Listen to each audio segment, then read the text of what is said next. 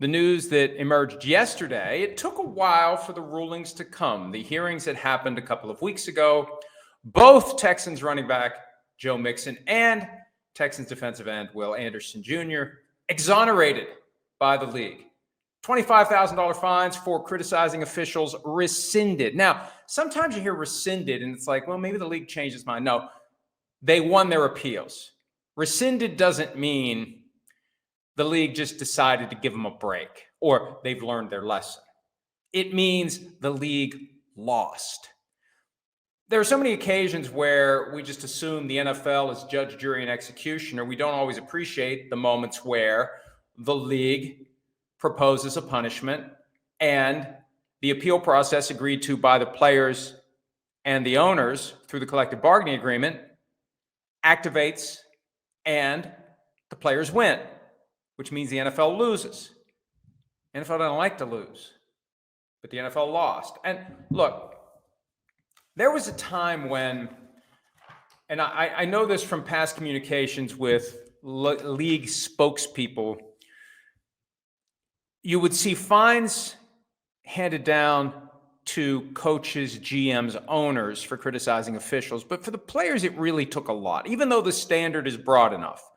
It used to be it had to be ridiculously over the top or calling into question the integrity of the officials, like they're on the take, like they're a bunch of Tim Donahues or something like that. For Mixon and Anderson, they really were aggressive. And obviously, they failed. Both fines were overturned. Mixon, and remember, this all started because TJ Houshmandzadeh, the former Bengals receiver, tweeted that in the aftermath of the divisional round game between the Chiefs and the Texans, the refs are trash and bias. And there was an article on SI.com regarding comments Mixon actually made after the game, including a reference to Houshmandzadeh's tweet. And somebody at 345 Park Avenue didn't notice that the trash and bias comment wasn't made by Mixon because the first fine letter referred to the thing that Houshmandzadeh said, which is just ridiculous, really. But what they did was when they realized their mistake, because we pointed it out for all the world to see, they just came up with a new fine letter, didn't even mention the other one, and they told Mixon he was fined for what he actually said in the locker room after the game, which is everyone knows how it's playing. Boy, my handwriting sucks. Everyone knows how it is playing up here. You can never leave it in the ref's hands. I really need to go back and do like remedial penmanship. I mean, if you don't believe me, look, this is bad. That's bad. So I should just do notes on my phone. That's the problem. We all thumb things out and type things out nowadays. Nobody can write anymore, me included. So that's what Mixon said. Everybody knows how it is playing up here. You can never leave it in the ref's hands. Will Anderson Jr. said, we knew it was going to be us against the refs going into the game. So both were fined and both won. Good. That's the way it should be. Especially when there's a history of only going after players when it is truly egregious. Remember, that's the standard that applies to Tom Brady. Raiders, minority owner, majority influence. He had something to say after, I think it was, or during Lions-Packers game. Lions player ejected. Tom had something to say. And I was like, is he crossing the line here? Because that's one of the Brady rules because he's an owner and now he's a broadcaster. If he said the stuff Troy Aikman said, he'd be in a little trouble. And the league said that for Tom, it has to be egregious. Well, these clearly aren't egregious. So it's good that justice prevailed. But there's a deeper issue here that we've caught wind of. Why is the league obsessed with players criticizing the officials? Now, at one level, you look at it and you say, they've just had enough of this whole, the fix is in for the Chiefs, and this is their way to push back. It ultimately brought more attention to it, right? You've got a situation where folks, and these are reasonable minds, reasonable people, watching the games and coming away with the conclusion, even though it's substantively incorrect, that the league is trying to help the Chiefs. So by smacking down two of the guys who complained about calls that were made for the Chiefs from that playoff game, you just bring more attention to it. So I don't think it's about that based upon what I've heard. At least one, if not both, of the appeal hearings, a comment was made about why the NFL is trying to protect the officials from criticism. And it's not that they're trying to insulate their own officials from quotes, tweets, whatever, that criticize their work, that call into question whether or not their eyesight is properly functional. And every once in a while, you'll have Jerry Jones make a comment about half-blind or fully blind officials. Remember, there was one Halloween where his costume was an NFL officiating getup with dark glasses and a cane.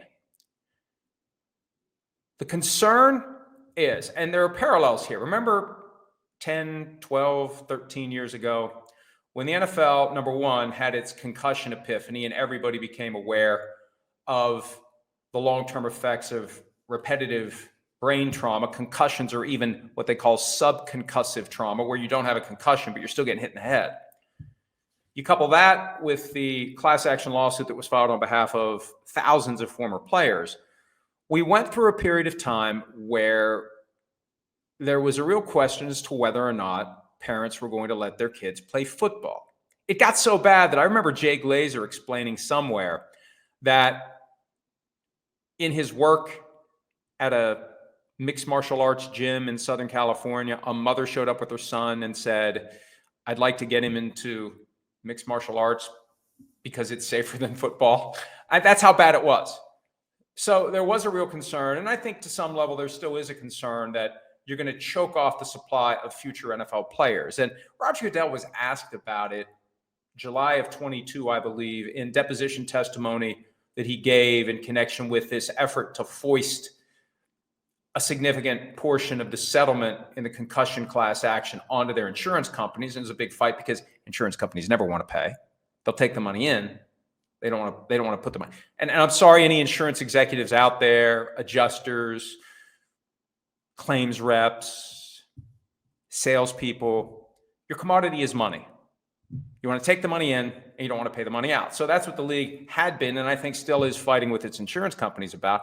And Goodell was asked about this concern that the sensitivity to concussions will ultimately hurt the supply of future NFL players. And he brushed it off, but he shouldn't have, because look, the best of the best come from the total pool of players who choose to play high school football.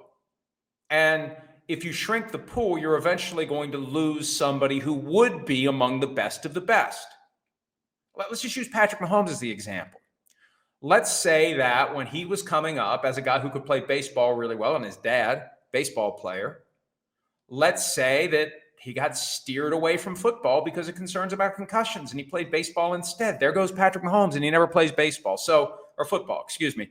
So there was a concern, and I think still is a concern, that younger people are going to choose to play other sports. But as it relates to criticizing officials, the concern is articulated in at least one of the two hearings for Mixon and Anderson, is that they're trying to protect officials from criticism at the NFL level because they're concerned about officials at the lower levels not choosing to become officials. And apparently that's become a problem. I heard some anecdotal evidence from somebody I talked to after I first became aware of that regarding how they're scheduling high school games in some district because there aren't enough officials. So you've got a small group that's servicing a bunch of different games, and they're doing multiple games in a weekend because there aren't enough officials at the high school level. And when you think about the current climate and the easy ability for anyone to pick up the cell phone device and go on the cesspool known as X now and say official Smith is a fart face or whatever, there's a level of criticism, real-time instantaneous criticism, that wasn't there before. So if you've got people who otherwise would be inclined to embark on a hobby of officiating football games at the lower levels, and then the best of the best would ultimately work their way up the ladder. If you start choking off that supply, what happens? You're going to run out of officials, competent officials. And already the officials they have, some would say, aren't all that competent, which brings us back to Doe.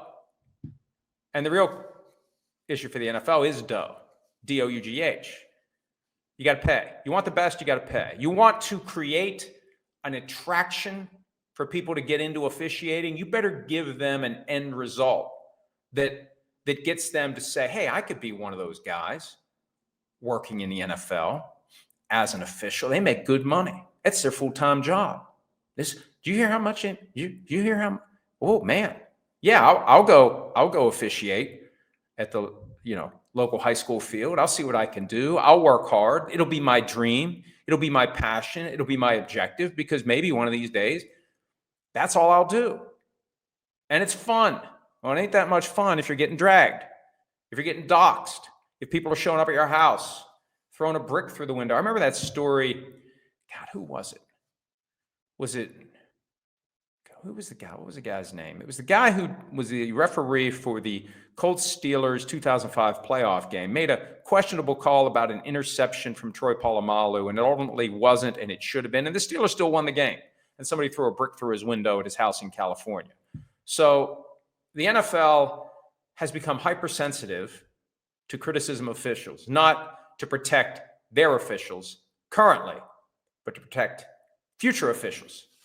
And more accurately, to ensure that future officials will choose to become officials at the lowest level, and then the best of the best ultimately will end up in the NFL. It's a trend to keep an eye on, because at some point what the NFL is going to have to do is take out the crowbar, apply it to somebody's wallet, and pay more for their officials, and reimagine the entire officiating function, and try to create a world in which there's no basis for criticizing officials, because all the calls are right.